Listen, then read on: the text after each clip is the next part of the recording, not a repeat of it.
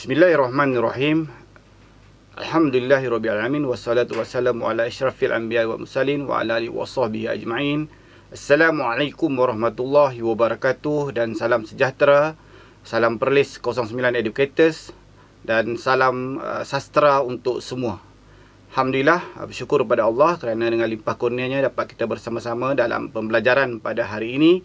Subjek Kesusastraan Melayu Komunikatif 2216. Okey, bersama anda pada pagi ini ialah saya, Cikgu Muhammad Hizam bin Abdullah daripada SMK Sanglang Perlis.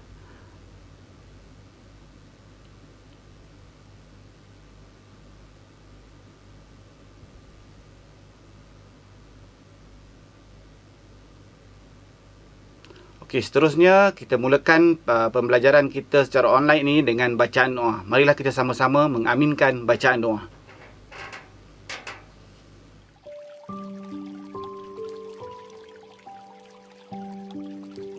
Bismillahirrahmanirrahim. Alhamdulillahilladzi bini'matihi tatimmus salihat. Wassalatu wassalamu ala asyrafil anbiya'i wal mursalin wa ala alihi wa sahbihi ajma'in. Allahumma aghnina bil ilm wa zayyinna bil hilm wa akrimna bit taqwa wa jammilna bil afiyah. Ya Rahmanu ya Rahim, kami mohon kepadamu dengan segala kerendahan diri sebagai hamba-Mu. Engkau indahkanlah akhlak kami. Engkau perbaikilah pergaulan antara kami. Engkau jadikanlah kami umat Islam yang menjadi teladan yang baik antara sekalian manusia. Engkau peliharalah kami dari penyakit lemah, malas, berfikiran dangkal dan buruk budi pekerti. Ya Rahmanu ya Wadud, Engkau baikilah keluarga kami, anak isteri kami, saudara mara kami, jiran tetangga kami dan seluruh mereka yang kami kasihi.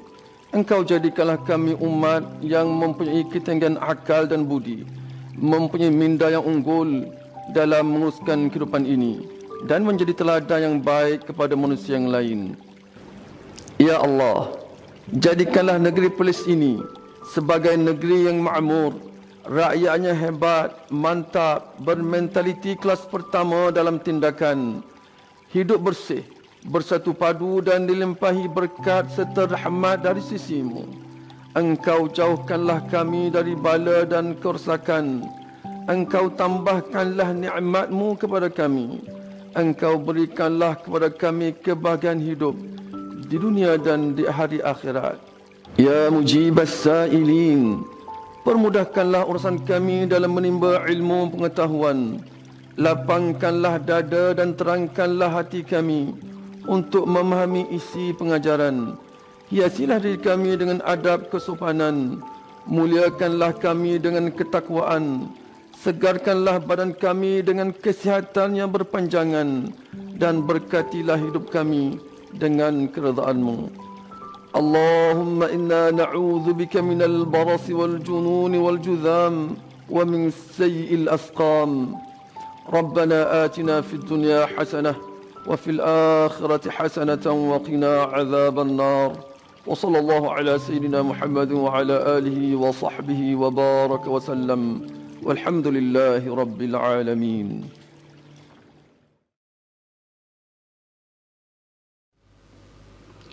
Amin amin ya rabbal alamin. Terima kasih, semoga Allah memberkati doa kita dan merahmati hidup kita semua pada hari ini dan mencapai kejayaan dalam bidang yang kita lakukan setiap hari.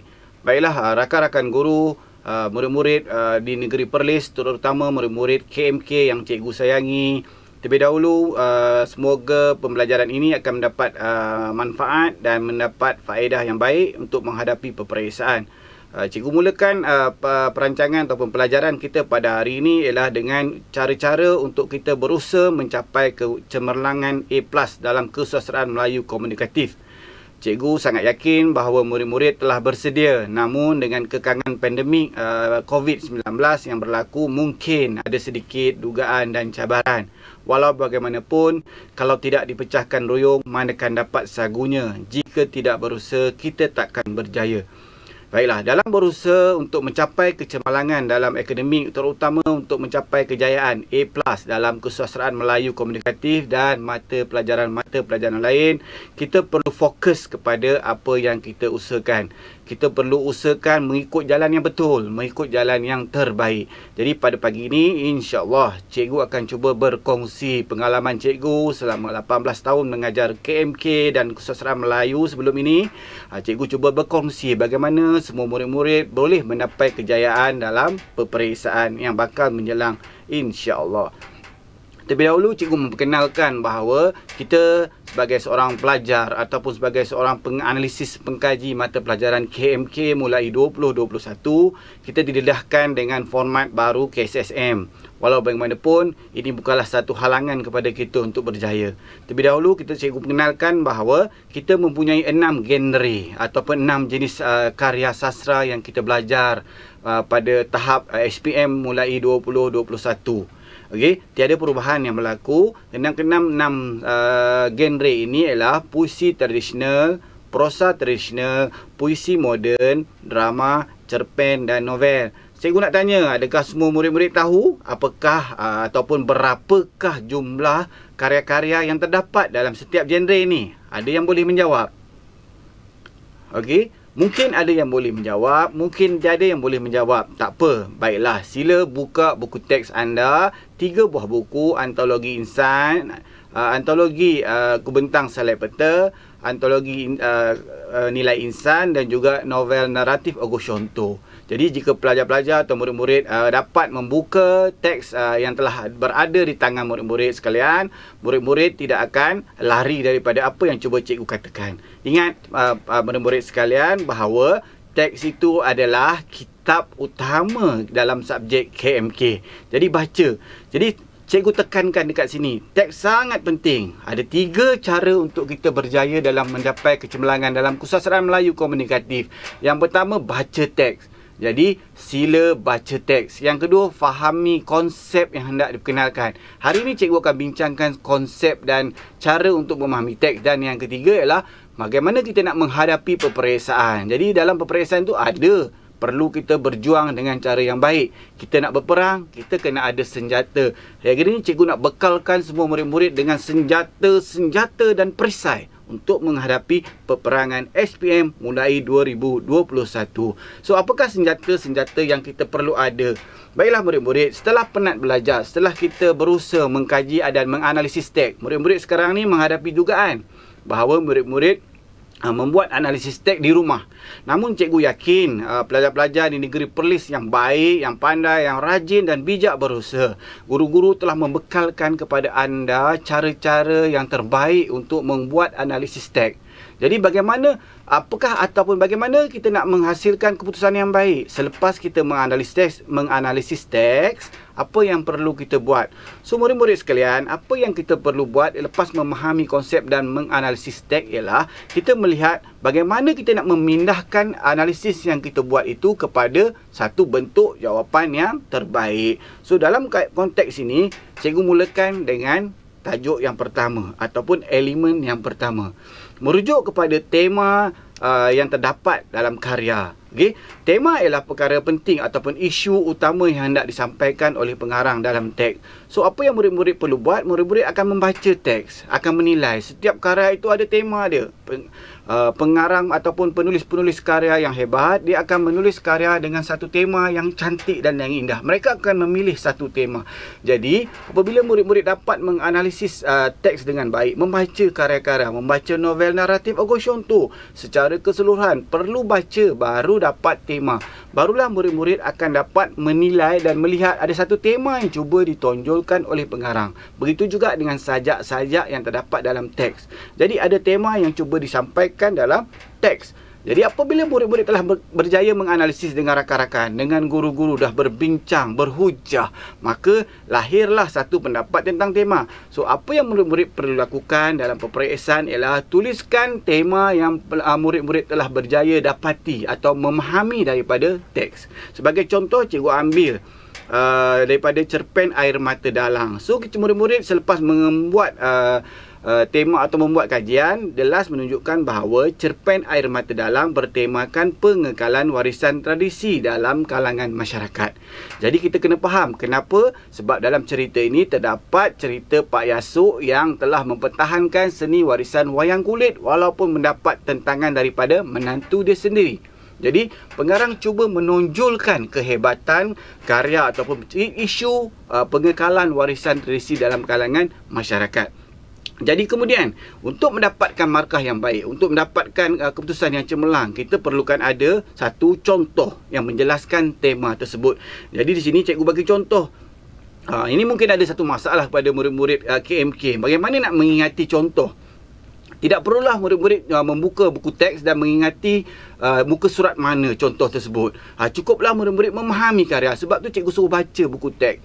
Bila baca buku teks, memahami karya, murid akan faham bahawa dalam cerita itu, contoh Pak Yasuk telah berusaha untuk mengekalkan ilmu untuk dalam wayang kulit. Dia menurunkan ilmu untuk wayang kulit dan memastikan warisan wayang kulit berterusan walaupun mendapat tentangan daripada menantunya.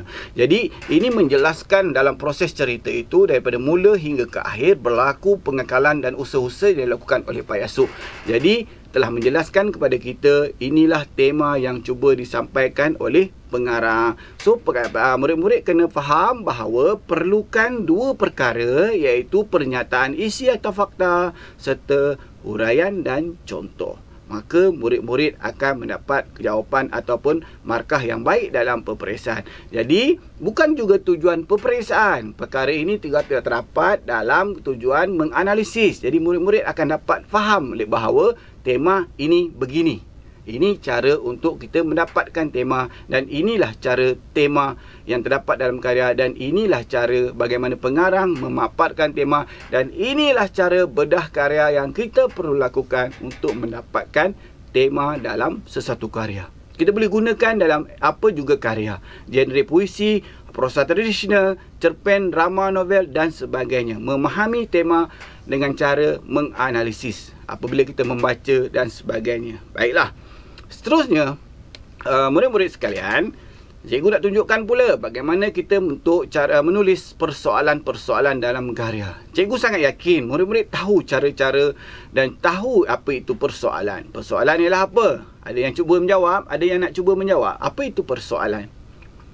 Okey, baik, betul. Persoalan-persoalan atau persoalan dalam karya ialah satu isu yang cuba disampaikan oleh pengarang untuk menyokong tema. Ini ada kaitan antara tema dengan persoalan. Kita ada satu tema yang kuat yang dihasilkan oleh pengarang. Tetapi, apa itu persoalan? Tema yang kuat itu perlu didokong oleh persoalan-persoalan lain yang cuba disampaikan oleh pengarang dalam karya. Kena ada persoalan-persoalan lain. Hasilnya nanti akan mengangkat tema secara jelas. Jadi, apa itu persoalan? Isu-isu yang nak disampaikan oleh pengarang. Bagaimana hendak memahami atau menulis tentang persoalan. Ini jadi isu. Cikgu sangat yakin bahawa murid-murid KMK di Negeri Perlis, murid-murid cikgu yang cikgu sayangi, yang selalu cikgu berhubung dengan rakan-rakan guru juga untuk menjelaskan perkara ini, bahawa persoalan perlu merupakan satu fakta jelas tentang apa yang hendak disampaikan. Dalam karya itu, pengarang cuba menyampaikan tentang isu apa. Apa isu-isu, isi-isi penting yang hendak disampaikan oleh pengarang. Jadi daripada kajian yang telah dilakukan dalam kelas, daripada kajian yang murid-murid lakukan sendiri, murid-murid boleh menulis persoalan yang terdapat dalam cerpen 000. Contohnya ialah persoalan pengaruh budaya barat dalam kalangan masyarakat. Contoh, Dul merupakan seorang penyanyi yang berpakaian dan berperlakuan seperti orang barat. Jadi, dalam cerita ini, pengarang Datuk Shah Nur Ahmad cuba memaparkan tentang seorang lelaki yang bernama Dul, seorang penyanyi kan. Walaupun dia berpakaian, tetapi dia bertelanjang, kata pengkarya. Sebab apa? Penulis berkata situ, sebab walaupun dia berpakaian, pakaiannya seolah-olah tidak menepati ciri-ciri pakaian yang ada pada orang Melayu sebenarnya. Bagaimana ini berlaku? Kerana penyanyi-penyanyi pada waktu tersebut telah cuba meniru pakaian-pakaian penyanyi-penyanyi daripada negara barat dengan seluar jin koyak, memakai subang, memakai rantai leher di leher, memakai rantai dan sebagainya. Ini satu tindakan yang jelas terpengaruh dengan budaya barat budaya rock pada waktu tersebut. Jadi isu ini ditimbulkan oleh pengarang dengan tujuan supaya murid dapat memahami bahawa jangan sesekali kita meniru budaya barat. Okey, yang kedua, kalau sebagai contoh kita dapat lihat bahawa dalam cerita ataupun karya tersebut juga memaparkan tentang apa yang cuba disampaikan, iaitu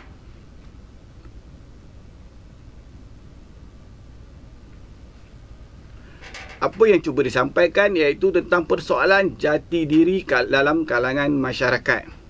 Okey, persoalan ni jelas cuba disampaikan dalam karya mengikut watak yang disampaikan, iaitu watak Dul.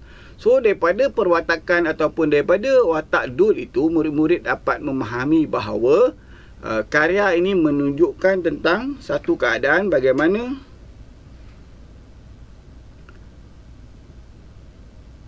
Dul ditunjukkan dengan cara kehilangan jati diri, berpakaian ataupun beraksi seperti orang lain, tidak seperti dirinya sendiri. Ini yang cuba disampaikan oleh pengarang dalam cerpen ini.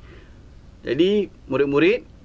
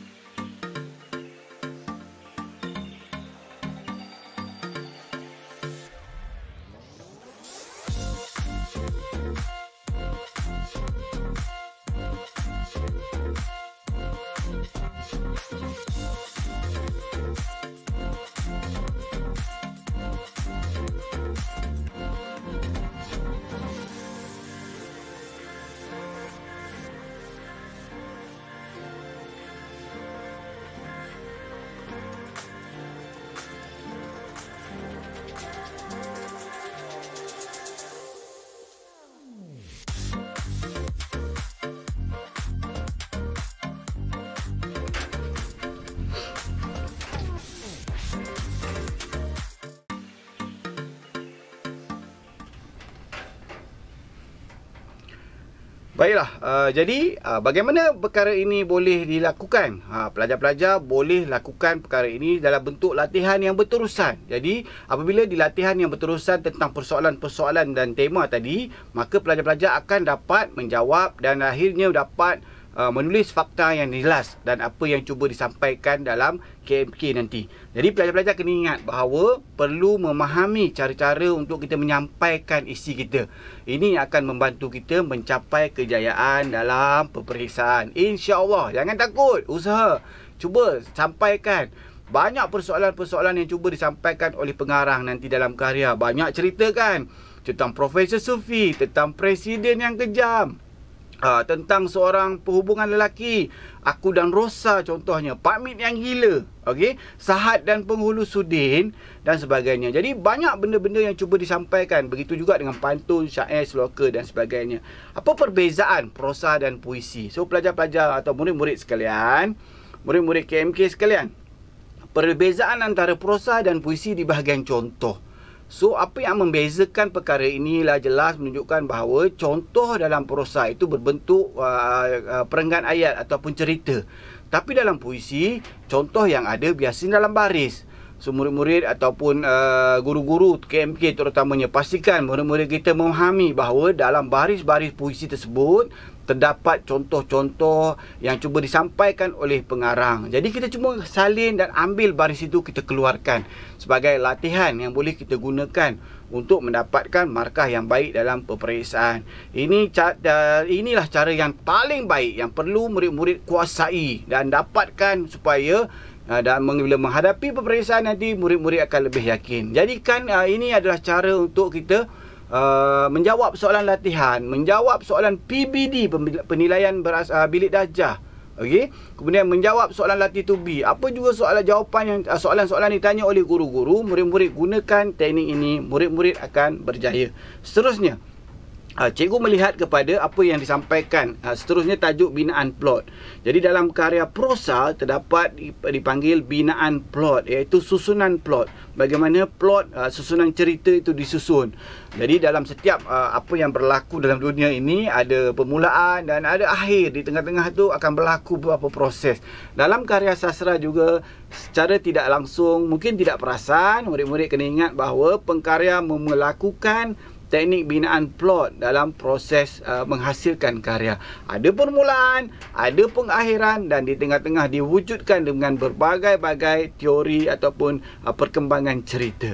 Jadi cuba fahamkan, ada permulaan, ada perkembangan, ada klimaks dan ada juga peleraian. Bagaimana cerita ini akan dileraikan, bagaimana cerita ini akan dikembangkan, dimasukkan konflik-konflik dan sebagainya.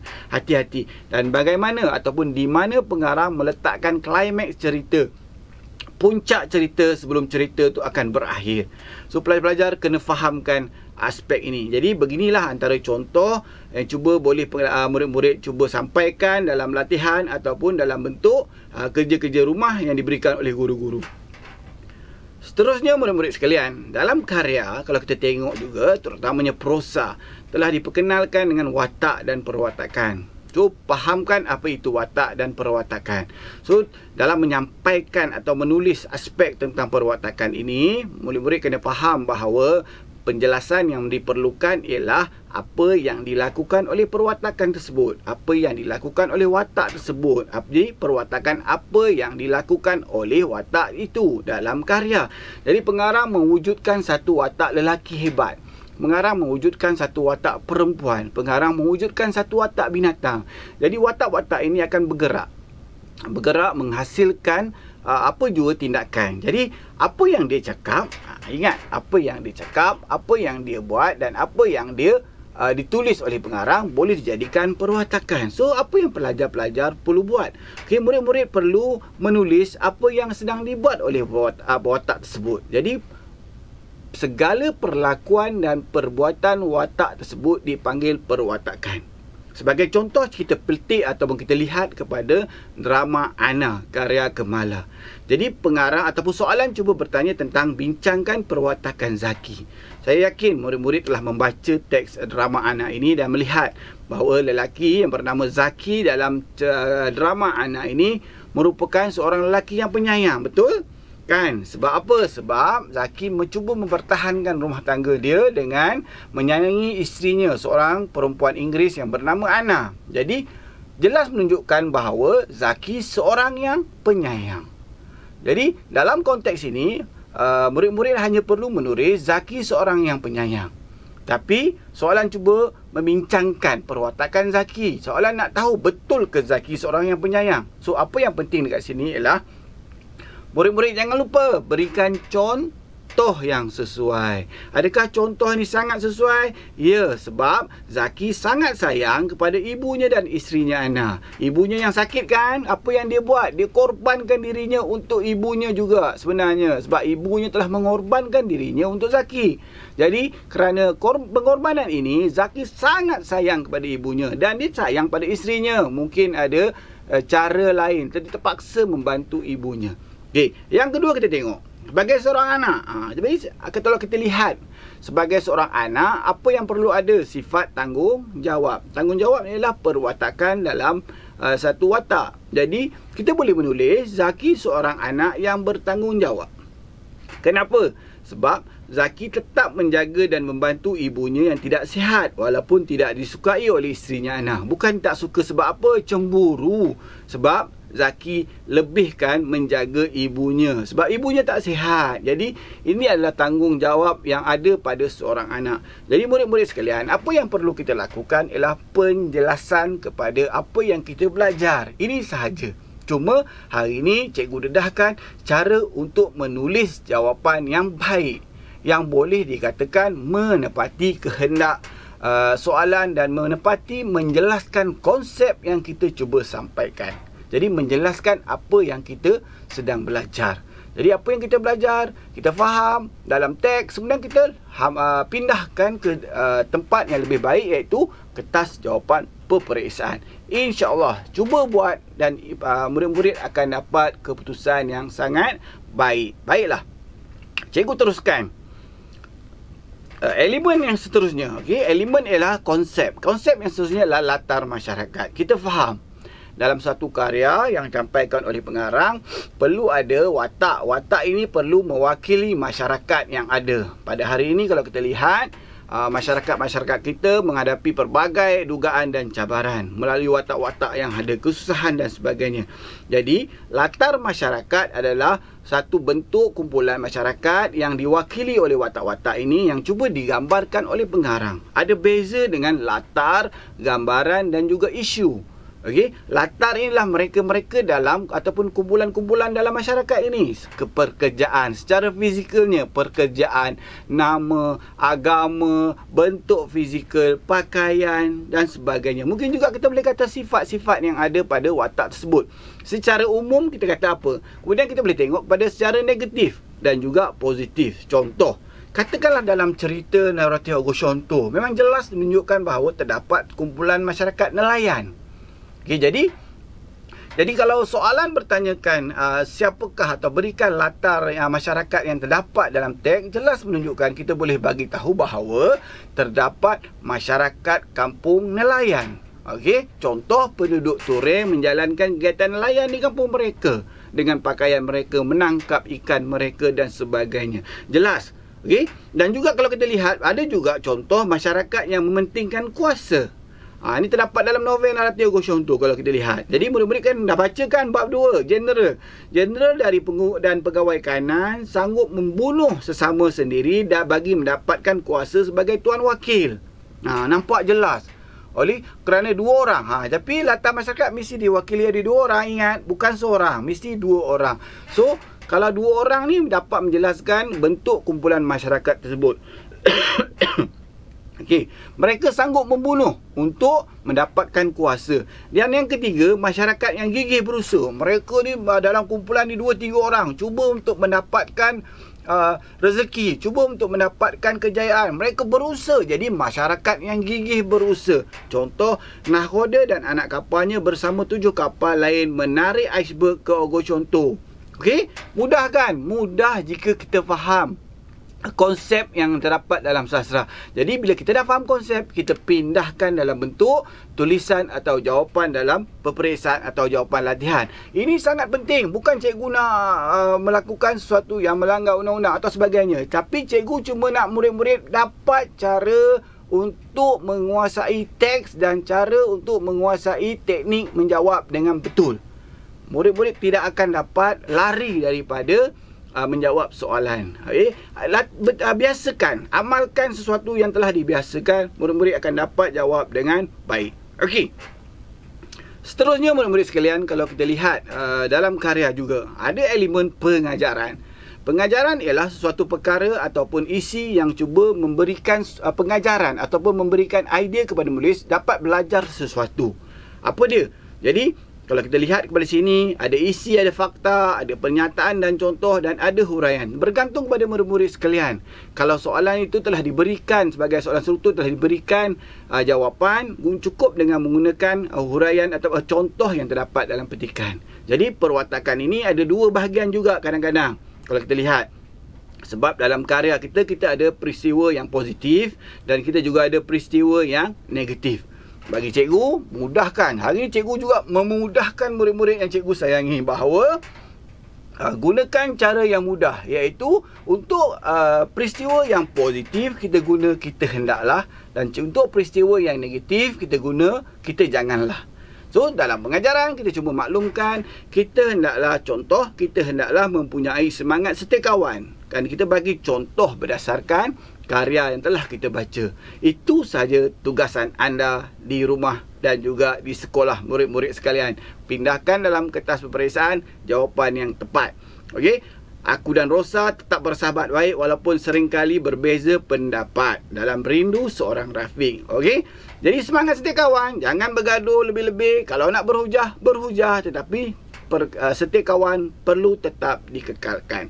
Contoh peristiwa negatif dalam Kami Akan Mati Lin, mencemar alam sekitar, betapa indahnya negeri Perlis, jangan dicemari. Contoh, kita janganlah mencemar alam sekitar. Boleh tambah sikit? Boleh, dengan membuang sampah merata-rata. Sebagai contoh, banyak karang laut mati kerana pencemaran yang dilakukan manusia. Dalam cerpen Kami Akan Mati Lin. Betul? Kan? Okey, cuba semak balik dalam buku tu. Adakah terdapat peristiwa yang cikgu nyatakan? Kalau terdapat, betul lah tu. Itu yang cuba disampaikan dalam cerita. Jadi, jadikan pengajaran. Ambil tauladan dan jadikan satu bentuk nilai ilmu yang cuba disampaikan oleh pengarang dalam karya. Inilah fungsi sastra. Jadi murid-murid sekalian, sastra ni cuba menyampaikan karya-karya yang baik dalam teks atau dalam karya, dalam kehidupan keseharian. Hubung kaitkan dalam kehidupan kita. Jangan buat perkara-perkara yang tidak baik. Okey? Baiklah, seterusnya kalau kita tengok dalam teks kita juga ada dalam puisi. Okey, dalam karya kita ada sebuah puisi. Jadi, untuk puisi cukup dengan murid-murid menyalin ataupun mengambil baris puisi sebagai contoh. Nampak beza tak tadi dengan prosa? Tadi prosa. Prosa kita boleh buat huraian contoh. Tapi dalam puisi kita gunakan baris tersebut sebagai contoh. Kenapa? Sila rujuk guru-guru anda. Kenapa Cikgu Hizam ni kata kita boleh ambil baris? Kenapa?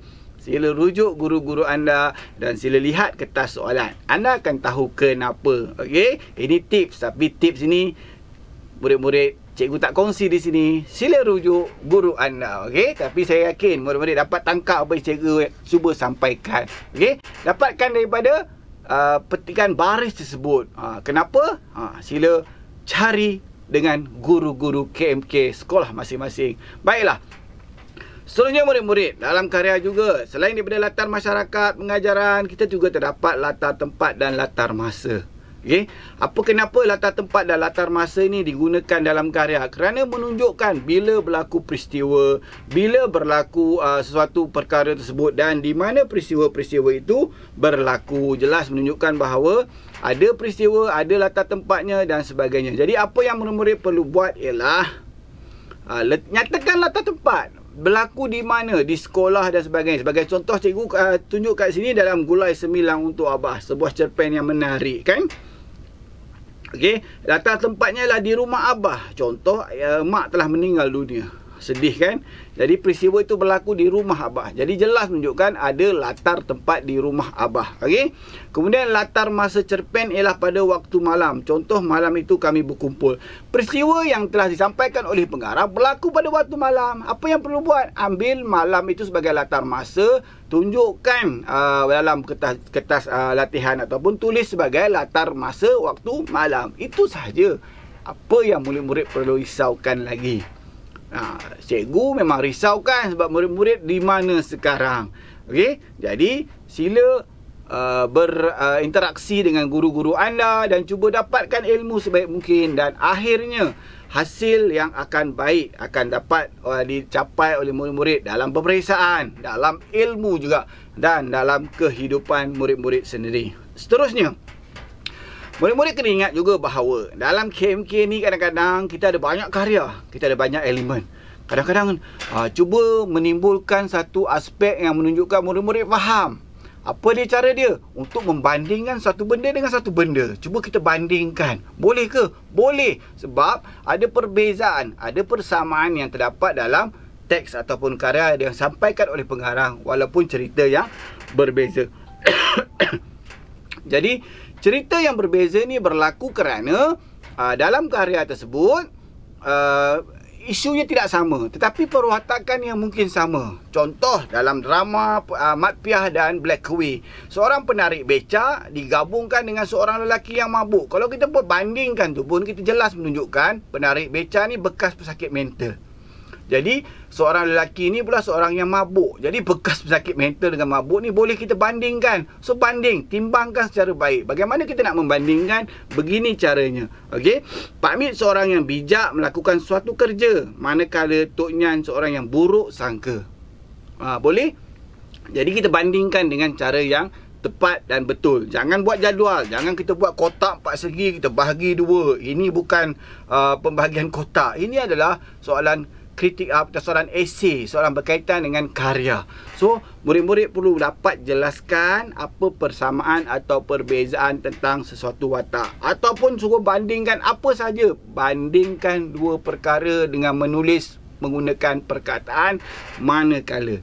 So, apa yang akan berlaku nanti? Murid-murid akan mendapat keputusan yang cemerlang. Buat latihan ni selalu, insya-Allah. Okey?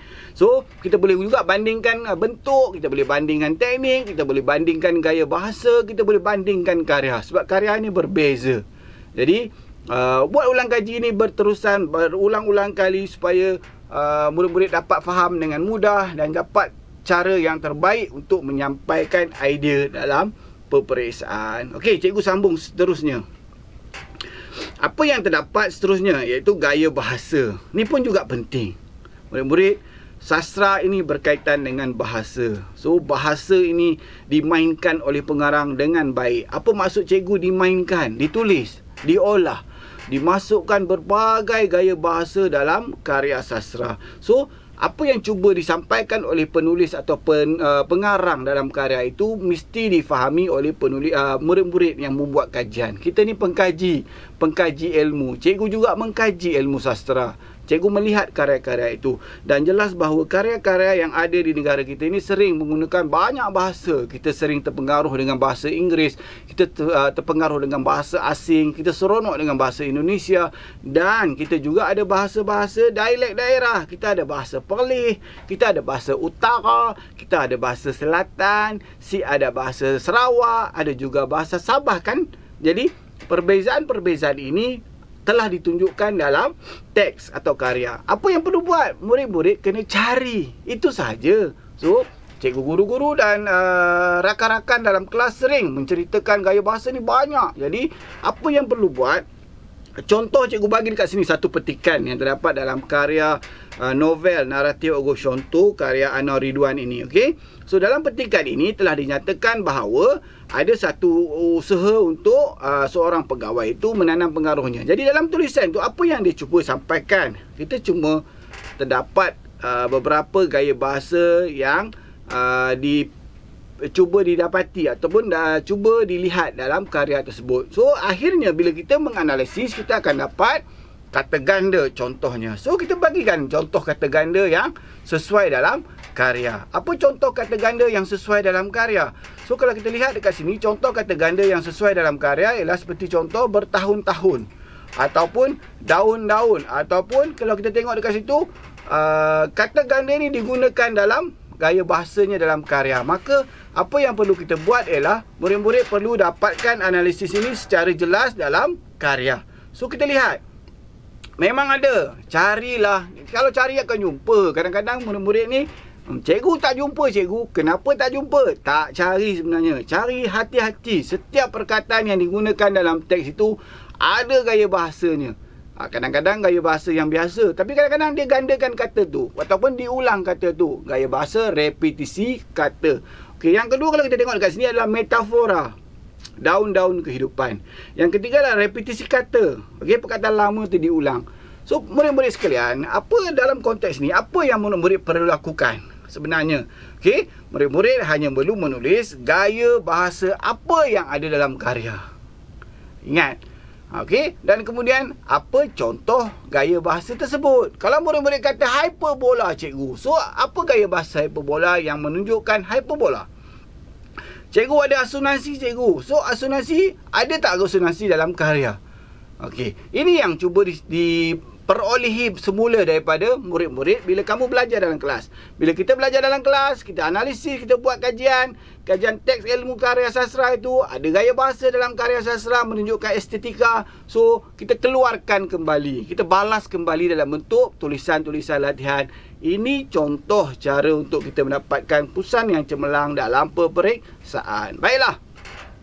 Seterusnya ialah teknik dalam plot. Murid-murid mesti faham ada berapa teknik kalau cikgu tanya. Okey, so kita kena faham dulu teknik sebelum kita dapat ataupun menterjemahkan dalam kertas peperiksaan. So teknik yang terdapat dalam teks ada 7. Okey, ingat ada 7 teknik yang terdapat dalam teks. Fahamkan dulu teknik tersebut.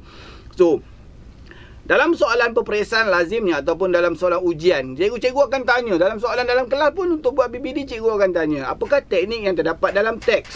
Apakah teknik yang digunakan oleh pengarang? So, apa murid-murid, pelajar-pelajar perlu buat? Murid-murid kena bincang dengan guru bagaimana pengarang menceritakan karyanya. Bagaimana pengarang untuk menyampaikan peristiwanya. Okay? Ada pengarang dia suka menyampaikan peristiwa dengan berbagai cara. Ada pengarang dia suka menceritakan ceritanya dengan secara sambil lalu ataupun pemerian sahaja. So kita tengok, kalau dalam drama selalu banyak dialog, ada perbualan antara dua watak atau lebih. Kadang-kadang dia suka bercakap seorang-seorang, itu teknik monolog.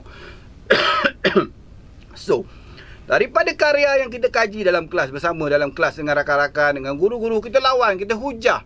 Jadi kita dapat jelasan dan kita dapat jelaskan bahawa teknik ini digunakan. Kita keluarkan dalam bentuk, bila ditanya apakah teknik yang digunakan dalam novel, maka kita jawab teknik apa. Contoh dekat sini, teknik imbas kembali dan teknik pemerian. So, kita boleh gunakan contoh peristiwa yang digunakan itu sama ada imbas kembali atau ada pemberian dalam teks. Okey? Boleh?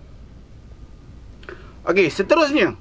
Murid-murid sekalian, ini juga merupakan salah satu aspek penting. Okey, bagaimana kita nak menjelaskan tentang bentuk dan ciri dalam soalan. Okey, dalam puisi, perkara ini disampaikan, diterjemahkan kerana kita perlu membezakan antara pantun, syair, sloka dan gurindam. Kita perlu bezakan. Pantun, syair, sloka dan gurindam ini dia ada bentuk yang berbeza. Jadi, antara perkara yang perlu kita pelajari ialah apakah perbezaan ataupun apakah ciri-ciri sesebuah puisi tersebut.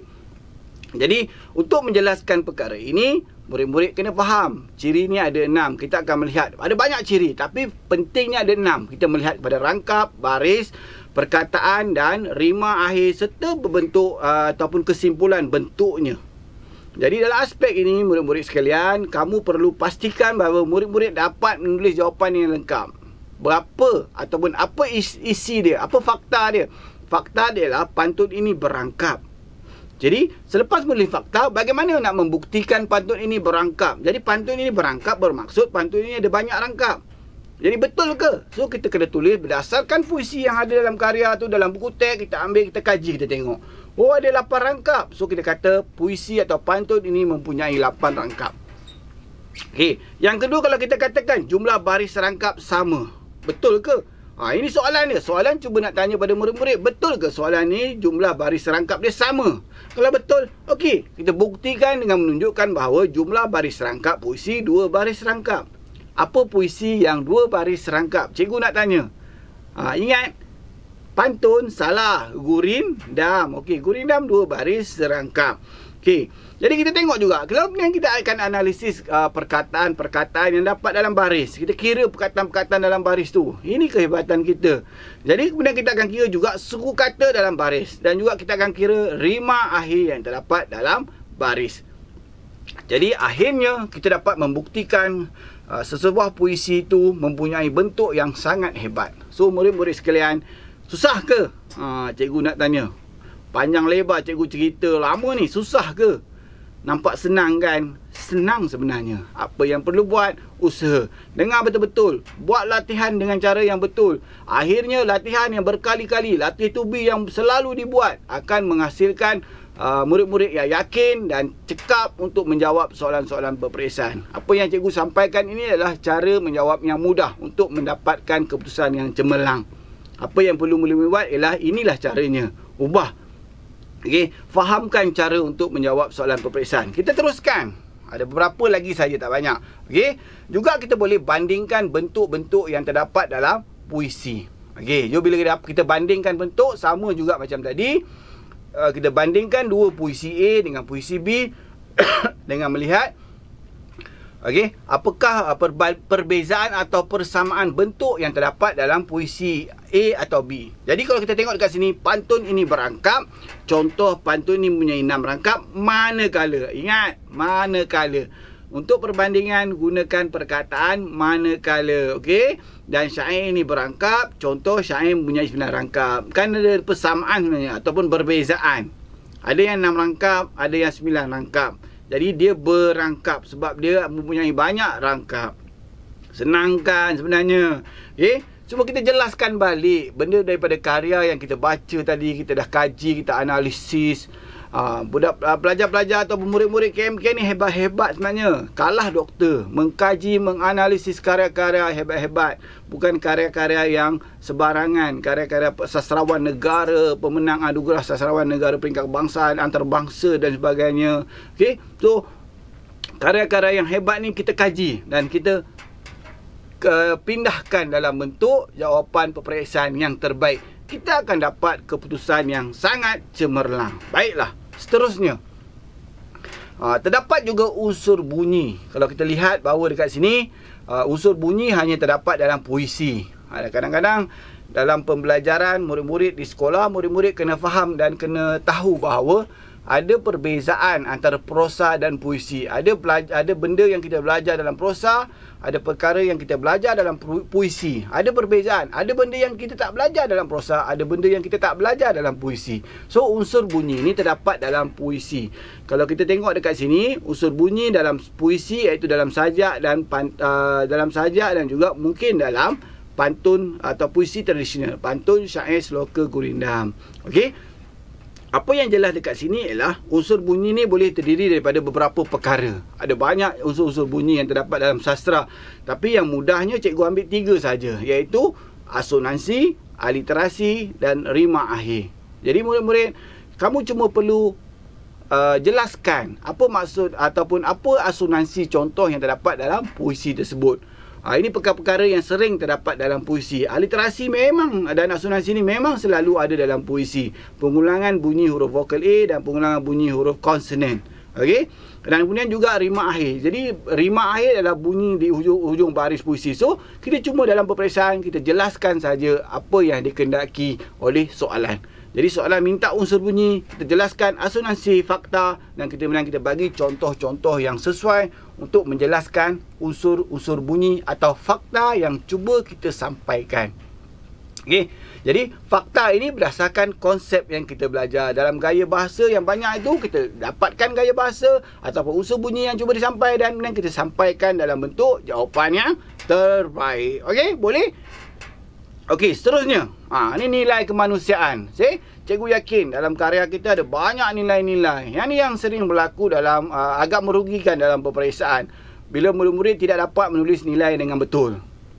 Okay? So nilai kasih sayang, kerajinan, ketabahan. Jangan tulis nilai kita hendaklah sayang, kita hendaklah rajin. Dia seorang yang rajin. Nilai hanya satu perkataan, kasih sayang, ketabahan, kerajinan. Tidak perlu kita menulis panjang-panjang. Sebab nilai hanya satu perkataan menunjukkan nilai. Jangan tulis rajin. Jangan tulis tabah. Tulis kerajinan, ketabahan. Tapi jangan pula tulis kekasih sayangan. Tak boleh lah. Kasih sayang dah okey dah. Jadi biarkan itu. Kemudian dah dapat tuliskan nilai kasih sayang itu. Jelaskan juga contoh. Ada tak contoh menunjukkan nilai itu. Itu saja yang diperlukan dalam peperiksaan atau penilaian bilik darjah. Bila murid-murid dapat tunjukkan bahawa jelas menunjukkan bahawa murid faham. Bila murid-murid faham, murid akan dapat keputusan yang sangat cemerlang. InsyaAllah.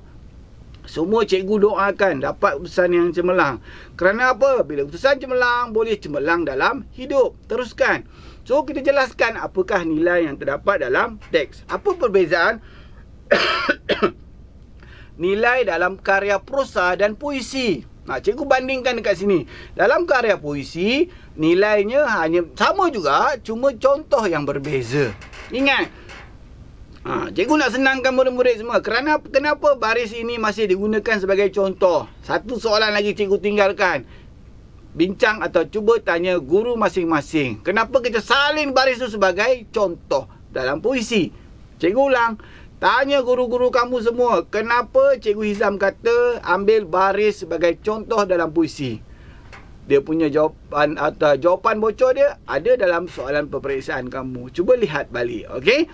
So, kita tulis nilai apa? Kita tulis contoh yang tepat menunjukkan nilai yang disampaikan. Jadi jangan takut, nilai ada ataupun jawapan sering ada dalam teks. So, kita jelaskan saja jawapan yang baik yang terdapat dalam teks. Alright. Next, nada. Seterusnya, nada. So, Jadi dalam kelas kita belajar nada. Okey, untuk jadi kita dah cikgu kamu dah jelaskan nada, semua dah dengar nada. Kalau kita tengok, kita suka dengar lagu, kita tahu dangdut, lagu rock, lagu hipster sekarang ni, lagu apa lagi? Lagu sentimental, okey, dan sebagainya. Jadi setiap lagu tu ada nada dia. Jadi dalam puisi ada nada yang cuba disampaikan oleh pengarang. Kalau kita lihat dekat sini, nada-nada yang disampaikan oleh pengarang inilah nada-nada yang bertepatan dengan puisi. Kita lihat, okay, nada-nada ini bertepatan dengan puisi yang disampaikan. Apa isu nak disampaikan, kita gunakan nada. Berapa nada yang ada? Okay, ada 6 atau 5 nada. 5 atau 6? 5 atau 6? Okey, baiklah. So kita ada nada patriotik, romantis, melankolik, sinis dan protes. Ada berapa? Ada 5. Okey. Jadi, apabila ditanya ataupun dinilai kepada murid-murid tentang berapa atau apakah nada yang sesuai dalam teks, maka jelas menunjukkan nada yang sesuai dalam teks, mengikut teks ataupun mengikut karya. Murid-murid perlu melihat kepada karya, tengok baris-baris tu apa yang cuba disampaikan, dan kemudian tuliskan jawapan nada yang sesuai. Apa nada yang sesuai hendak disampaikan dalam karya. So, kalau nada romantik, tulis nada romantik, kemudian tulis contoh, ambil baris yang menunjukkan nada romantik, pindahkan dalam kertas peperiksaan. Itu sahaja yang perlu murid-murid buat. Kalau nada ada patriotik, ambil perkataan atau baris yang ada perkataan patriotik, pindahkan atas kertas peperiksaan. Itu sahaja yang murid-murid perlu buat. Murid-murid akan mendapat markah yang putusan yang cemerlang, insya-Allah. Sebab kita telah jelaskan kepada soalan itu, ada nada dia apa dan ada contoh yang sesuai. Okey, seterusnya. Ini juga perkara penting dalam karya. Ada sudut pandangan dalam prosa. Jadi, ada 2 sudut pandangan yang sering digunakan dalam karya, iaitu sudut pandangan orang pertama dan sudut pandangan orang ketiga terbatas. Macam cikgu ulang daripada mula tadi. Jelaskan sudut pandangan apa, orang pertama atau orang ketiga. Okey, kemudian bagi contoh yang sesuai. Mudah, itu sahaja yang murid-murid saya perlu lakukan. Tapi penguasaan perkara-perkara yang cikgu ceritakan ni masih lagi tidak kuat. Jadi perlu kekuatan untuk mendapatkan cara-cara untuk menjawab soalan peperiksaan ini. Okey, dapatkan. Nanti rujuk balik guru-guru anda dan rakan-rakan guru saya, tolonglah jelaskan pada murid-murid kita bagaimana nak kuasai teknik ini. Okey, supaya dapat menjawab soalan berdasarkan teks yang dah mereka faham. Mereka dah baca dah. Cuma nak pindahkan atas kertas jawapan. Bantu mereka, insya-Allah. Perlis boleh berjaya. Perlis boleh, insya-Allah. Okey, kemudian konflik. Begitu juga dengan konflik. Konflik ialah apa yang cuba disampaikan dalam teks itu, dalam cerita itu, ada konflik antara watak dan sebagainya. So, boleh tulis saja. Konflik watak Ana dengan Zaki. Contoh, Ana berasa menyesal kerana berkahwin dengan Zaki. Saya jelaskan bahawa ada konflik dengan Ana dengan Zaki. Sebab Ana kata dia menyesal kahwin dengan Zaki. Kenapa dia bercinta dulu? Ini soalan dia. Baca teks. Tak boleh cerita dekat sini. Baca teks drama Ana. Kenapa dia menyesal? Okey? Konflik watak Ana dengan ibu mertuanya. Banyak betul konflik Ana ni. Ni konflik dengan ibu mertuanya pula. Betul ke? Baca teks. Tapi kalau kita lihat, Ana kecil hati dengan Zaki kerana melebihkan ibunya. Jadi dia ada konflik dengan ibunya. Dia tak puas hati dengan ibu mertuanya. Okey, ini yang terdapat dalam cerita. Daripada cerita, sekali lagi saya ulang, pindahkan dalam kertas jawapan. Pindahkan dalam kertas peperiksaan.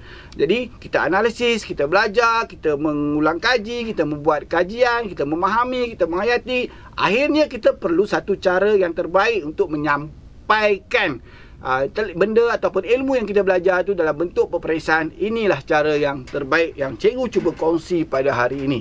Okey. Seterusnya, unsur sejarah. Dalam karya sastra juga kita belajar tentang karya sejarah. Okey. So, murid-murid kena faham unsur sejarah ialah perkara-perkara yang menunjukkan bentuk-bentuk ataupun hasil-hasil sejarah. Ini adalah sejarah. Sebab tu karya sastra ni, orang pelajar-pelajar sastra ni hebat-hebat. Selain dia belajar sastra, selain dia belajar KMK, selain dapat ilmu KMK, dia juga dapat ilmu sejarah. Jadi kalau kita lihat dekat sini, ada beberapa unsur-unsur sejarah dalam karya. Yang ini terdapat dalam cerita Hang Tuah Ke Siam. Kita jelas bahawa Hang Tuah seorang legenda tanah Melayu pada waktu tersebut. Jadi ada beberapa perkara yang menunjukkan unsur sejarah pada waktu tersebut. Antaranya ialah nama tempat sejarah seperti Melaka dan Siam. Memaparkan alat kenderaan bersejarah seperti gajah. Gajah ni memang kenderaan bersejarah di Siam sampai sekarang. Nama tokoh atau watak yang bersejarah, Hang Tuah. Jadi apa yang pelajar belajar dalam kelas, kita cuma keluarkan sahaja dalam peperiksaan. Itu sahaja. Cikgu cuba nak memudahkan pelajar-pelajar negeri Perlis pada hari ini, dan mungkin juga pelajar-pelajar Malaysia yang menonton, bahawa pindahkan ke dalam bentuk yang lebih baik dan tepat apa yang cuba disampaikan oleh ilmu sastra. Dalam kelas kita kaji, dalam peperiksaan kita sampaikan semula, kita keluarkan semula. Tak bolehlah dalam percakapan, dalam tulisan. Latih, buat hari-hari. Cuba cari apa karya-karya lain yang ada unsur-unsur sejarah. Apa yang cuba disampaikan oleh karya-karya itu. Ada tak unsur sejarah? Ada. Okey. Begitu juga dengan ciri-ciri seperti sastra Panji dan sebagainya. Kalau kita lihat, ada perkara-perkara yang cuba disampaikan oleh karya itu mempunyai ciri-ciri. Apa itu Panji? Cerita Jawa, kan? Iaitu cerita Raden Puspa Kencana. Sedih, kan? Okey. Kenapa sedih? Ialah dia seorang puteri tawanan, kemudian diambil menjadi seorang isteri kepada seorang putera raja Raden Menteri. Kemudian mak ataupun ibu mertuanya Permaisuri marah, akhirnya membunuh Raden Puspa atau Ken Tambuhan ini di sebuah hutan dan dialirkan dalam sebuah sungai. Sedih, kan? Jadi walau bagaimanapun, inilah sebuah cerita. Kita boleh belajar banyak benda. Jangan bezakan antara dua darjah. Jangan pentingkan diri sendiri. Jangan bersifat kejam terhadap orang lain. Tapi cerita Panji ini menjelaskan bahawa ada unsur pengembaraan. Raden Menteri berjalan untuk pergi berburu. Ada unsur kisah Raja Jawa. Ada unsur kisah cinta anak Raja Jawa. Anak Raja Jawa ni siapa? Raden Menteri Ken Tambuhan. Yang ini yang cuba disampaikan dalam sastra Panji. Jom kita jelaskan balik apakah ciri-ciri cerita bila kita faham. Jadi kebanyakan daripada apa yang cikgu ceritakan daripada mula tadi sampai nak habis dah ni, fahamkan konsep. Okay? Fahamkan cerita. Dan yang ketiga, teknik menjawab dengan tepat.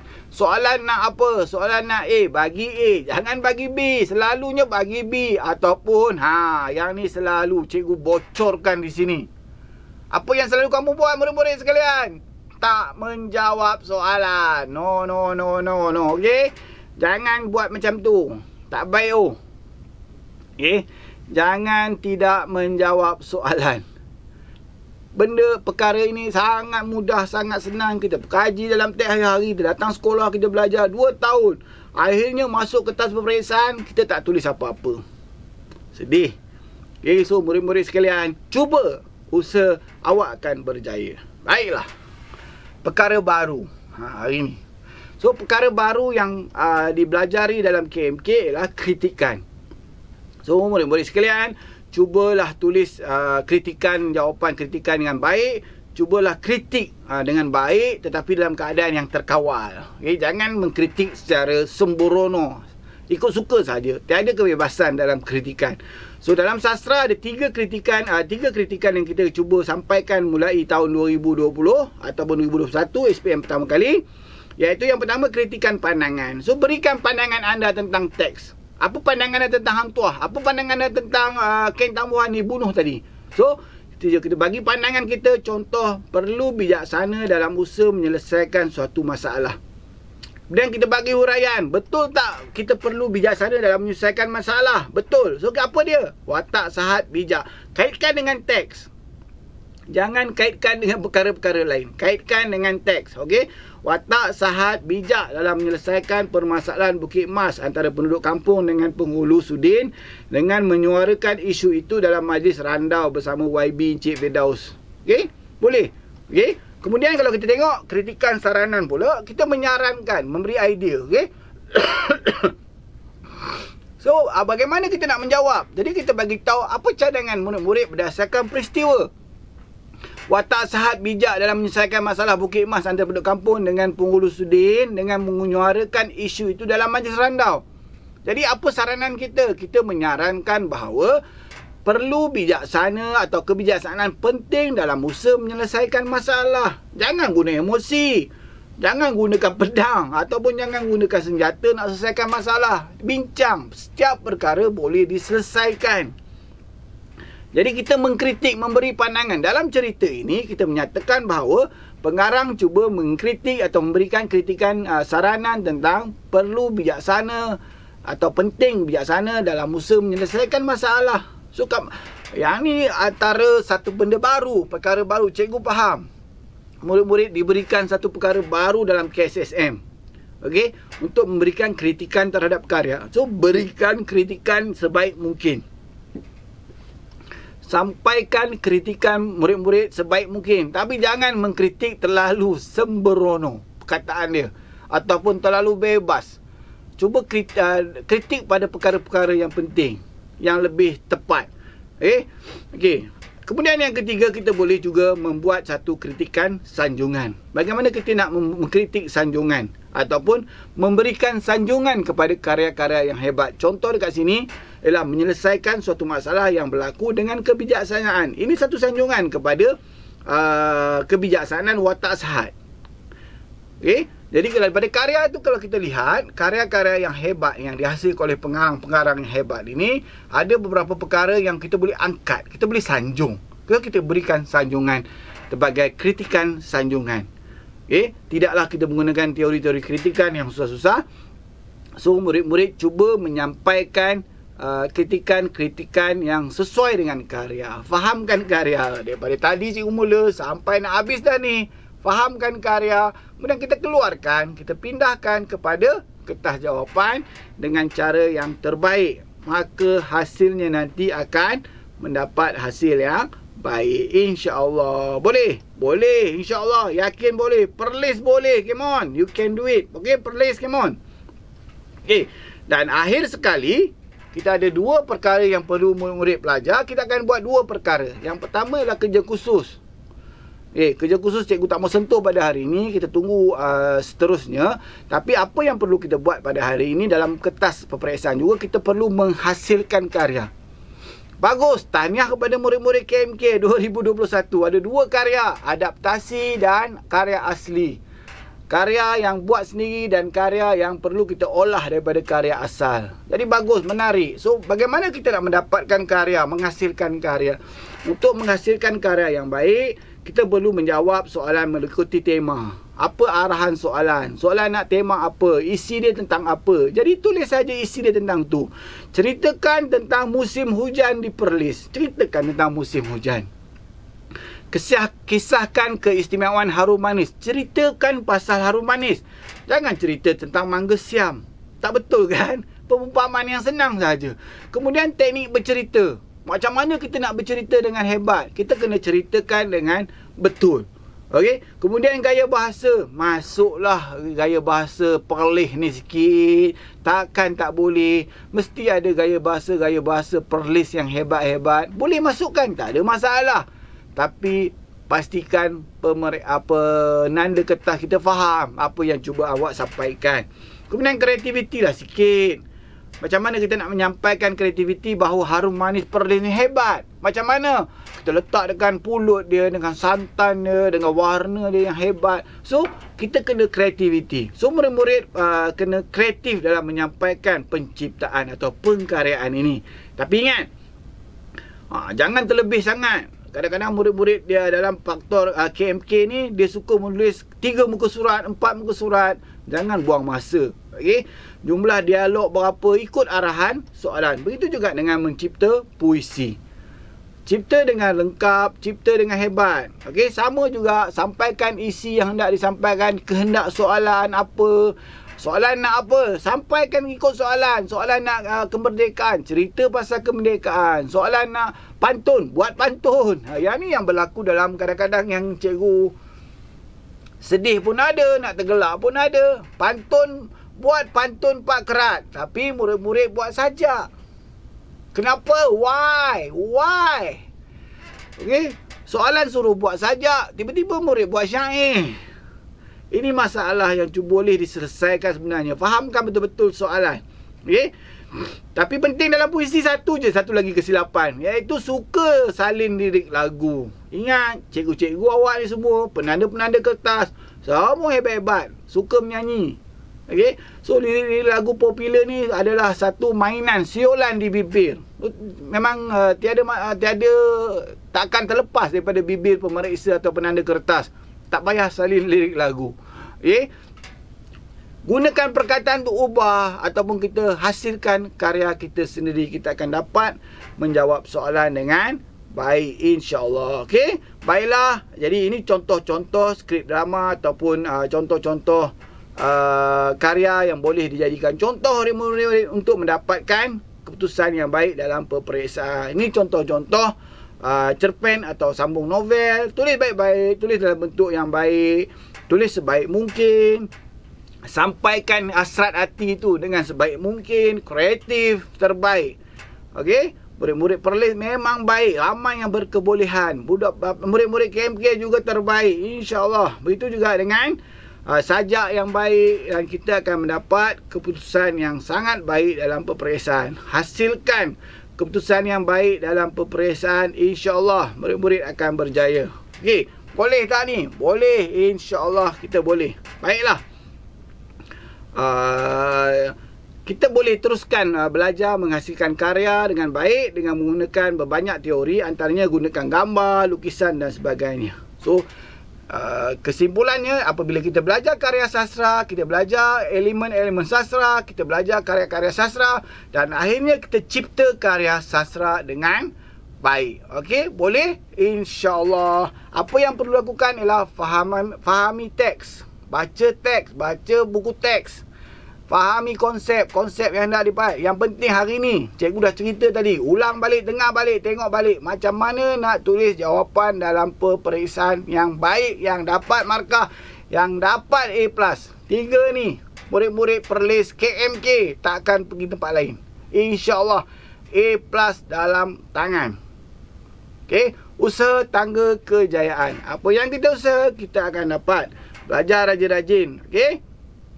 Baiklah, cikgu tutup dengan ucapan terima kasih kepada semua pemurid yang telah menonton pembelajaran cikgu pada hari ini. Semoga perkongsian cikgu akan dapat membantu semua murid-murid KMK Negeri Perlis berjaya dalam pelajaran usaha tangga kejayaan. Semoga mendapat A+ dalam SPM 2021, subjek KMK dan semua subjek. Ingat, 09 Educators, kita cuba membantu mengangkat maruah negeri Perlis, jadikan negeri Perlis negeri maju dan negeri berilmu. Rakyatnya juga adalah rakyat yang maju dan berilmu. Semoga murid-murid KMK yang cikgu sayangi berjaya dalam peperiksaan SPM 2021 dan seterusnya. InsyaAllah. Okey, jaga diri, jaga peribadi dan semoga berjaya. Assalamualaikum warahmatullahi wabarakatuh.